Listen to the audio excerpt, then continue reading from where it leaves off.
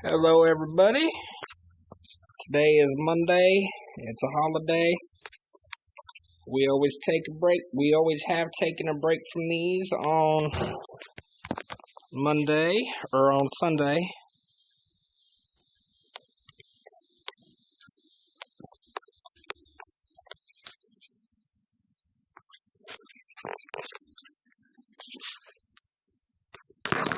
We're in the shop today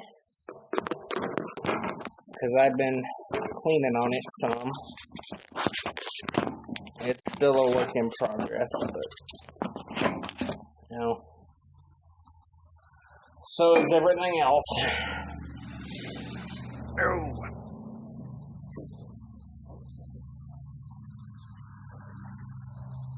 Hope everybody's well, enjoying themselves, but doing it safely.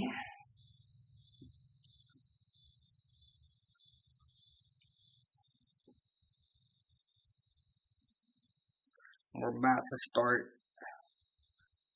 Genesis 45. Joseph makes himself known.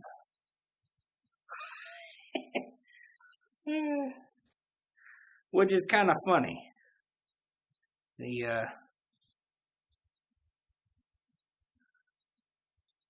Totally not intended, but Joseph was pretending to be somebody else to his brothers. And here I am wearing a shirt that says George on it, pretending to be somebody else. I like to pretend old George is a happy, well-adjusted dude. But anyway, let's get this started. And then Joseph could no longer control himself before all his attendants, and he cried out, "Have everyone leave my presence." So there was no one with Joseph when he made himself known to his brothers. And he wept so loudly that the Egyptians heard him, and Pharaoh's household heard about it. Joseph said to his brothers, "I am Joseph. Is my father still living?"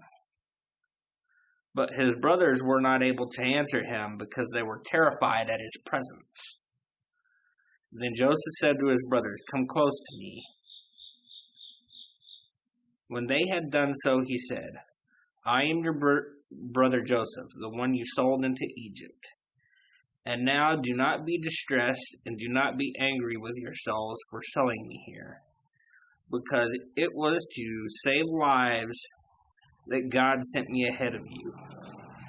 For 2 years now, there has been famine in the land, and for the next 5 years there will be no plowing and reaping. But God sent me ahead of you to preserve for you a remnant on earth, and to save your lives by a great deliverance. So then it was not you who sent me here, but God. He made me father to Pharaoh, lord to his entire household, and ruler to all Egypt. Now hurry back to my father and say to him, 'This is what your son Joseph says. God has made me lord of all Egypt. Come down to me, don't delay. You shall live in the region of Goshen and be near me. You, your children and grandchildren, your flocks and herds, and all you have. I will provide for you there, because 5 years of famine are still to come. Otherwise, you and your household and all who belong to you will become destitute. You can see for yourselves, and so can my brother Benjamin, that it is really I who am speaking to you. Tell my father about all the honor accorded to me in Egypt, and about everything you have seen, and bring my father down here quickly." Then he threw his arms around his brother Benjamin, and wept, and Benjamin embraced him, weeping. And he kissed all his brothers and wept over them. Afterwards, Afterward, his brothers talked with him. When the news reached Pharaoh's palace that Joseph's brothers had come, Pharaoh and all his officers and all his officials were pleased. Pharaoh said to Joseph, "Tell your brothers, do this. Load your animals and return to the land of Canaan, and bring your father and your families back to me. I will give you the best of the land of Egypt, and you can enjoy the fat of the land." You are also directed to tell them, "Do this. Take some carts from Egypt for your children and your wives, and get your father and come. Never mind about your belongings, because the best of all Egypt will be yours." So the sons of Israel did this. Joseph gave them carts as Pharaoh had commanded. He also gave them provisions for their journey. To each of them he gave new clothing, but to Benjamin he gave 300 shekels of silver and 5 sets of clothes. And this is what he sent to his father: 10 donkeys loaded with the best things of Egypt, 10 female donkeys loaded with grain and bread and other provisions for his journey. Then he sent his brothers away, and as they were leaving, he said to them, "Don't quarrel on the way." So they went up out of Egypt and came to their father Jacob in the land of Canaan. They told him, "Joseph is still alive. In fact, he is the ruler of all Egypt." Jacob was stunned. He did not believe them. But when they told him everything that Joseph said to them, and when he saw the carts Joseph had sent to carry him back, the spirit of their father Jacob revived, and Israel said, "I'm convinced my son Joseph is still alive. I will go and see him before I die."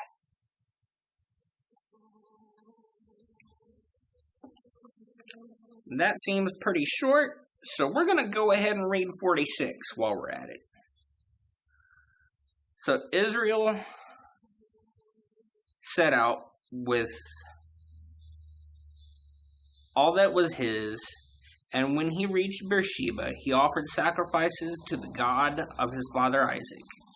And Jacob spoke to Israel in a vision at night and said, "Jacob, Jacob." "Here I am," he replied. "I am God, the God of your father," he said. "Do not be afraid to go down to Egypt, for I will make you into a great nation there. I will go down to Egypt with you, and I will surely bring you back again, and Joseph's own hand will close your eyes." When Jacob left Beersheba, and Israel's sons took their father Jacob and their children and their wives in the carts that Pharaoh had sent to transport them, so Jacob and all his offspring went to Egypt, taking with them their livestock and the possessions they had acquired in Canaan. Jacob brought with them to Egypt his sons and grandsons and his daughters and granddaughters, all his offspring. These were the names of the sons of Israel, Jacob and his descendants who went to Egypt. Reuben, the firstborn of Jacob. The sons of Reuben: Hanoch, Palu, Hezron, and Carmi. The sons of Simeon: Hamuel, Amin, Ohad, Yakin, Zohar, and Shaul, the son of a Canaanite woman. The sons of Levi: Gershon, Kohath, and Merari. The sons of Judah: Onan, Shelah, Perez, and Zerah. But and Onan had died in the land of Canaan. The sons of Perez: Hezron and Hamul. The sons of Issachar: Tola, Pua, Jashub, and Shimron. The sons of Zebulun: Sered, Elon, and Jalil. These were the sons Leah bore to Jacob in Padan Aram, besides his daughter Dinah. These sons and daughters, all of his, were 33 in all. The sons of Gad, Zephon, Haggai, Shunai, Ezbon, Eri, Erodai, and Areli. The sons of Asher, Imnah, Ishva, Ishvi, and Bariah. Their sister was Sarah. The sons of Barai, Heber, and Malchiel. These were the children born to Jacob by Zilpah, whom Laban had given to his daughter Leah, 16 in all. The sons of Jacob's wife Rachel, Joseph and Benjamin in Egypt, Manasseh and Ephraim were born to Joseph by Asenath, daughter of Potiphera, a priest of On. The sons of Benjamin, Bela, Becher, Ashbel, Gera, Naaman, Ehi, Rosh, Mupim, Hupim, and Ard. These were the sons of Rachel, who were born to Jacob, 14 in all. The son of Dan, Hushim. The sons of Naphtali, Jaziel, Gunai, Jezer, and Shalem. These were the sons born to Jacob by Bilhah, whom Laban had given to his daughter Rachel, 7 in all. All these were sent to Egypt with Jacob, those who were his direct descendants, not counting his sons' wives, numbered 66 persons. With the 2 sons who had been born to Joseph in Egypt, the members of Jacob's family which went to Egypt were 70 in all. Now Jacob sent Judah ahead of him to Joseph to get directions to Goshen. When they arrived in the region of Goshen, Joseph had his chariot made ready and went to Goshen to meet his father Israel. As soon as Joseph appeared before him, he threw his arms around his father and wept for a long time. Israel said to Joseph, "Now I am ready to die, since I have seen for myself that you are still alive." And then Joseph said to his brothers and to his father's household, "I will go up and speak to Pharaoh, and I will say to him, 'My brothers and my father's household who are living in the land of Canaan have come to me. These men are shepherds, they tend livestock, and they have brought along their flocks and herds and everything they own. When Pharaoh calls you in and asks, "What is your occupation?" you should answer, "Your servants have tended livestock from our boyhood on, just as our fathers did."